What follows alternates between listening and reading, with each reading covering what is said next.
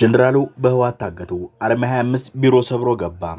የታሪክ ምጸት ሆኖ ትላንት በመሩትና ባሰለጠኑት ወታደር ዛሬ የቁም እስረኛ የተደረጉት ሌተናል ጀነራል ታደሰ ወረደ በመቀሌ ከተማ በሚገኘው መኖሪያ ቤታቸው ውስጥ በከበባና በእገታ ላይ ይገኛሉ። የህወሓት አርሚ 25 የተባለው የታጠቀ ኃይል የጀነራሉን መኖሪያ ቤት በአራት ማዕዘን ከቦ መውጫ መግቢያውን እየዘጋው ሲሆን ይህም የሆነው ጀነራሉ ወደ አዲስ አበባ በማምለጥ ወታደራዊና ፖለቲካዊ ምስጢሮችን አሳልፈው ይሰጣሉ በሚል ከፍተኛ ስጋት እንደሆነ ታውቋል።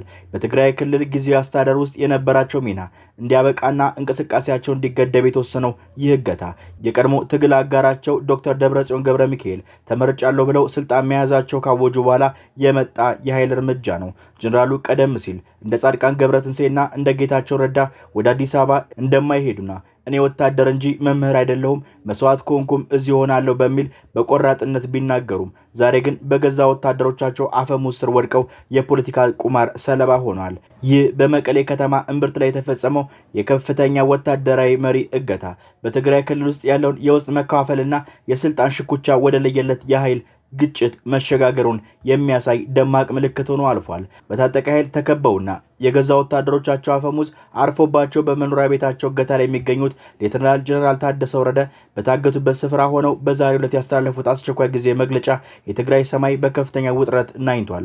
ጀነራሉ ካሉበት የቁም እስረኝነት ሆነው ባወጡት መግለጫ ተመርጫለሁ ባለውና በጉልበት ስልጣን ለመያዝ በሚንቀሳቀሰው አካል ምክንያት በትግራይ ህዝብ ላይ የሚደርሰው ማንኛውም የጥፋትና የደም መፋሰስ አደጋ ተጠያቂው ይሄው ህገወጥ ቡድን መሆኑን በጽኑ አስታውቃለሁ ብለዋል። የካቢኔ ስብሰባ ጀምሬያለሁ ብሎ ምስል እያሰራጨ ያለው አካል የፕሬዝዳንቱን ጥሪ ችላ በማለት የወሰደው እርምጃ የቀጣዩ አደገኛ ምዕራፍ መጀመሪያ መሆኑን የገለጹት ጀነራሉ እሳቸው በከበባ ውስጥ ሆነውም ቢሆን የአስተዳደሩን ህልውና ለማስጠበቅ ድምጻቸውን ከፍ አድርገዋል።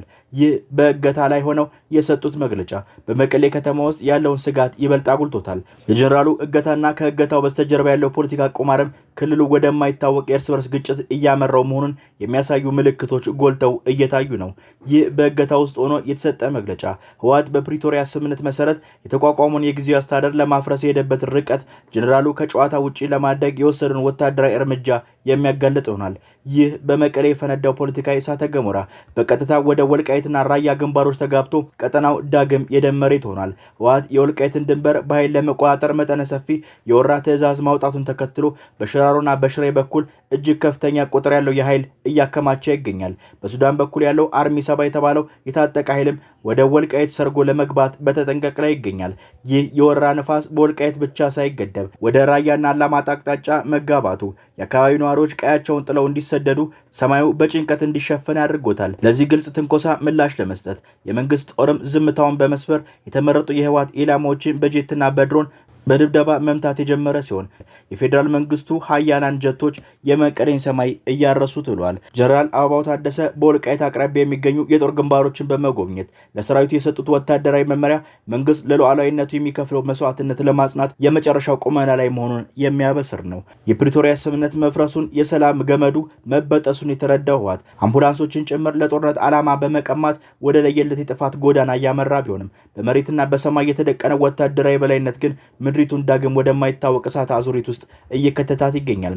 በመቀሌ ከተማ ጎዳኖች ላይ ዛሬ የነገሰው ጸጥታ የሰላም ሳይሆን አንዳች ከፍተኛ አደጋ መከሰቱን የሚያሳብቅ ነው። ሌተናል ጀነራል ታደሰ ወረደ በመኖሪያ ቤታቸው መታገታቸው ከባድ መሳሪያ የጫኑ የአርሚ 25 ወታደራዊ ተሽከርካሪዎች በከተማዋ ቁልፍ ስፍራዎች ላይ መታየታቸው የማይቀለበስ የመደናገጥ እሳት ለኩሷል። እናቶች ልጆቻቸውን ከትምህርት ቤት በዝግታና በፍርሃት እየመነጠቁ ወደ ቤታቸው ሲገሰግሱ፣ የንግድ መደብሮችም ከቀትር አጋማሽ ባልተለመደ ሁኔታ በሮቻቸውን ሲዘጉ ታይተዋል። ህዝቡ በየመንደሩ በሹክሹክታ የሚለዋወጠው መረጃ ዳግም ወደማያልቅ የጦርነት አዙሪት ውስጥ እየገባ ነው የሚል ስጋት የተሞላበት ሲሆን የመቀሌ ሰማይ በፌደራል መንግስት ጄቶች ድሮኖች መታረሱ ደግሞ ይህንን መደናገጥ ወደ ከፍተኛ ድንጋጤ ቀይሮታል። ሰላም አገኘን ሲሉ በድንገት የፕሪቶሪያ ስምምነት መፍረስን የቀድሞ የትግል አጋሮቻቸው ወደ ጦርነት መመለስ በከተማዋ ነዋሪ ላይ የስነ ልቦና ስብራት ፈጥሯል። አምቡላንሶችን ለወታደራዊ ግልጋሎት ሲቀሙና የታጠቁ ኃይሎች በየመንገዱ ሲርመሰመሱ ማየት ህዝቡን ነገ ምን ይፈጠራል የሚል የከፋ ስጋት ውስጥ ከቶታል። በየካፌውና በየመገናኛው የሚታዩ ፊቶችም በጭንቀት የጠቆሩ ናቸው። ብዙዎች አስጊ ቁሳቁሶችን፣ የምግብ እህል በመሸመት ለከፋው ቀን ለመዘጋጀት ሲሯሯጡ ይስተዋላሉ። በመቀሌ ከተማ ላይ የተጫነው ይህ ጦርነት ጥላ ከጀነራሎቹ ሽኩቻ በላይ ተራውን ዜጋ መረጋጋት የነሳና መላውን ከተማ በውጥረት አዙሪት ውስጥ የዘፈቀ ክስተት ሆኗል።